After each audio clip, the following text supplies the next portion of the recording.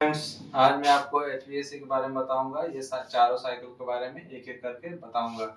पहला साइकिल है आपका रेफ्रिजरेंट साइकिल।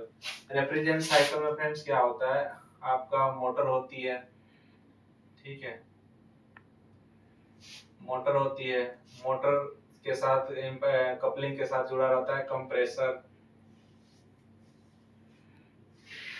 कंप्रेसर, ठीक है, ये मोटर हो गया और मोटर के साथ जुड़ा रहेगा कंप्रेसर। कंप्रेसर में रहती है आपका गैस, ठीक है, आपका वेपर रेफ्रिजरेंट जो R410 R22 ऐसे करके होते हैं, वो इसमें आपका कंप्रेसर में लगी रहती है, ठीक है। जैसे ही हम स्टार्टर को ऑन करते हैं हमारा मोटर चलने लगती है। मोटर चलने के साथ साथ कंप्रेसर भी अपना चलने लगता है। कंप्रेसर क्या करता है फ्रेंड, गैस को कंप्रेस करता है। जो गैस हमारा कंप्रेसर में रहती है उस गैस को कंप्रेसर कंप्रेस करता है। कंप्रेस होने के बाद गैस आपका डिस्चार्ज होती है, ठीक है, कंप्रेसर से गैस डिस्चार्ज होगी।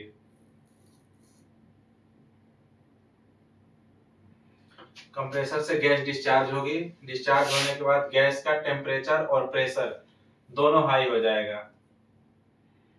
टेम्परेचर और प्रेशर हाई हो जाएगा, ठीक है। क्यों? क्योंकि कंप्रेसर उस गैस को कंप्रेस कर रहा है। तो गैस कंप्रेस हुआ। कंप्रेस होने से गैस का टेम्परेचर भी बढ़ गया और प्रेशर भी बढ़ गया। फिर उसके बाद गैस लाइन के थ्रू आपका आएगी कंडेंसर में।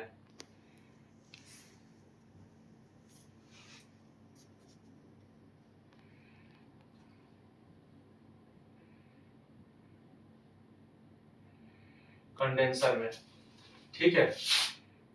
कंडेंसर में दो पार्ट्स होते हैं। एक होता है सेल साइड और दूसरी होती है ऐसे ट्यूब डली होती है, ठीक है, ऐसे ट्यूब डली होती है। तो दो पार्ट्स हो गया, एक होता है सेल साइड और दूसरा होता है ट्यूब साइड। तो गैस हमारी आती है सेल साइड में, ठीक है। सेल साइड में ये गैस आएगी। गैस का टेम्परेचर और प्रेशर दोनों बढ़ा हुआ है, ठीक है।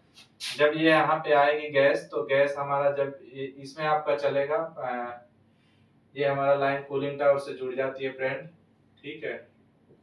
कूलिंग टावर, इसको शॉर्ट फॉर्म सीटी भी लिख सकते हैं, ठीक है। एक इन लाइन हो जाती है और एक आउट लाइन हो जाती है कूलिंग टावर में। एक इन की होती है और एक रिटर्न की हो जाती है, ठीक है। हमारा गैस का टेम्परेचर भी बढ़ा हुआ है और प्रेशर भी बढ़ा हुआ है। तो जैसे ही ये कूलिंग टावर के पानी के संपर्क में गैस आती है तो गैस का टेम्परेचर कम हो जाता है। क्यों? क्योंकि पानी जो होता है वो गैस के टेम्परेचर को एब्जॉर्ब कर लेता है और पानी गर्म हो जाता है। गर्म होने के बाद गैस ठंडी हो जाती है और गैस ठंडी होने के बाद लिक्विड कंडेंसेट होकर पानी के गर्मी से कंडेंसेट हो जाती है और लिक्विड में बदल जाती है, ठीक है। लिक्विड लिक्विड रेफ्रिजरेंट में बदल जाती है। लिक्विड रेफ्रिजरेंट में बदलने के बाद गैस का टेम्परेचर कम हो जाता है। टेम्परेचर तो यहाँ पे फ्रेंड कम हो गया, लेकिन प्रेशर अभी भी गैस का बढ़ा हुआ है, ठीक है। इस गैस के प्रेशर को कम करने के लिए हम लोग लगाते हैं एक्सपेंशन वाल्व।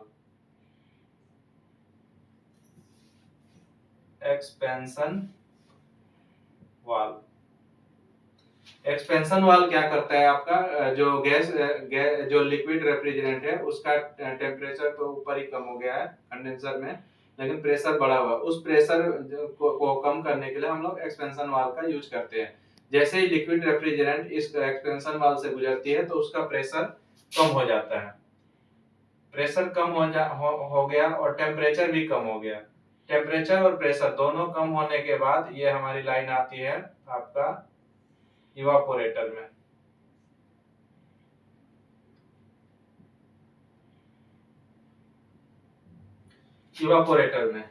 इवापोरेटर में आपका जो हमारा रेफ्रिजरेंट होती है वो ट्यूब में आती है, ठीक है। ये ट्यूब में इन करेगी, जैसे ये ट्यूब डले हुए हैं तो इस ट्यूब के अंदर से सर्कुलेट होती है, ठीक है।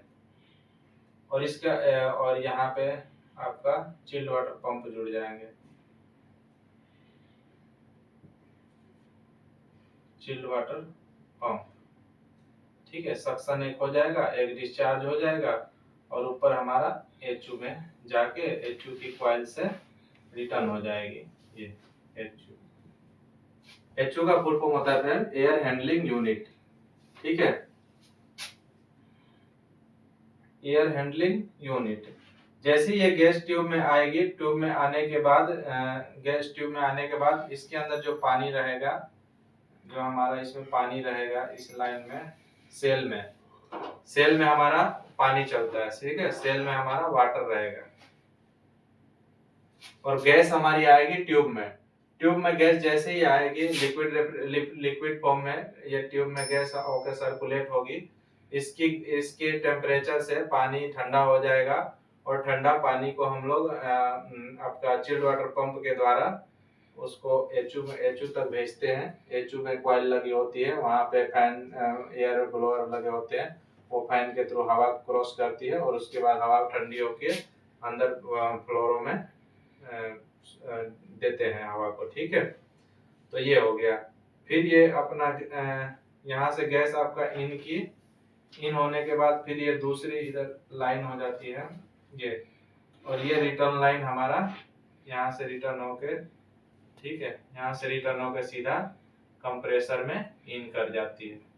ये हमारा रिटर्न लाइन होगी। ये आपका गैस जैसे ही पानी के संपर्क में आएगी, ये पानी को ठंडा कर देगी और खुद अपना फॉर्म चेंज कर देगी। जैसे लिक्विड में है तो फिर से ये वेपर में कन्वर्ट हो जाएगी, पानी की गर्मी से ये वेपर में कन्वर्ट हो जाएगी और वेपर में कन्वर्ट होने के बाद फिर आपका डिस्चार्ज लाइन से सक्शन लाइन से कंप्रेसर में इन कर जाएगी, ठीक है। तो ये था आपका refrigerant cycle. Condenser water cycle में क्या होता है फ्रेंड्स कि कूलिंग टावर लगे होते हैं, उसके बाद कंडेंसर पंप होते हैं, कंडेंसर पंप होते हैं। जैसे ये पंप पानी को कूलिंग टावर से सक करेगा, सक करने के बाद कूलिंग टावर में हमारा पानी भरा होता है, ये पानी को सक करेगा हमारा कंडेंसर पंप। जैसे ही हम ऑन करेंगे ये हमारा कूलिंग टावर से पानी को सक करेगा। सक करने के बाद ये आपका हमारा ट्यूब में सर्कुलेट करेगा। सर्कुलेट होने के बाद ये पानी अपना ये सक किया तो ये डिस्चार्ज लाइन से फिर कूलिंग टावर में इन कर जाएगा। इन करने के बाद कूलिंग टावर में फ्रेंड ऐसे छोटे छोटे स्प्रे टाइप के बने होते हैं, जिससे पानी छोटे छोटे टुकड़ों में डिवाइड हो जाता है और डिवाइड होने के बाद सीटी फैन चलता है, उससे पानी हमारा ठंडा हो जाता है और फिर ठंडा पानी ये मोटर से सर्कुलेट होता रहता है और यही साइकिल बार बार रिपीट होती रहती है। इसीलिए हम लोग इसको साइकिल कहते हैं, क्योंकि यहाँ से प्रोसेस स्टार्ट होता है और फिर वहीं पे प्रोसेस खत्म भी हो जाता है, तो इसीलिए हम लोग इसको साइकिल कहते हैं, ठीक है। उसके बाद चिल्ड वाटर साइकिल में क्या होता है, चिल्ड वाटर साइकिल में हम लोग यहाँ पे चिल्ड वाटर पंप होंगे, ठीक है, चिल्ड वाटर पंप होंगे। चिल्ड वाटर पंप का आपका सेल साइड में पानी होगा। इस पानी को जब गैस के लिक्विड रेफ्रिजरेंट से पानी ठंडा हो जाएगा तो ये ठंडा पानी हम लोग मोटर के थ्रू एचयू में भेजेंगे, जहां पर एचयू में कॉइल लगी होती है, एचयू के अंदर कॉइल लगी होती है और ब्लोअर लगा होता है। ये जब हवा जब कॉइल से टकराती है तो ठंडी हो जाती है और इसी हवा को हम लोग फ्लोर में सप्लाई करते हैं, ठीक है। इसी हवा को हम लोग फ्लोर में सप्लाई करते हैं, फिर फ्लोर की गर्म हवा जो होती है वो रिटर्न होके आपका फिर से एचयू में सर्कुलेट होते रहती है। तो ये भी एक तरह से साइकिल चलता रहता है, ठीक है। ये हमारा हो गया एयर साइकिल। एचयू के पास जो सक्शन और डिस्चार्ज रहेगा एयर का, वो हो गया एयर साइकिल। आपको रेफ्रिजरेंट साइकिल बता ही दिए, सीटी का कंडेंसर साइकिल बता ही दिए फ्रेंड, चिल्ड वाटर साइकिल भी बता दिए। तो ये था फ्रेंड हमारा वीडियो HVAC का साइकिल के बारे में। अगर वीडियो अच्छी लगी हो तो शेयर जरूर करें। Thank you.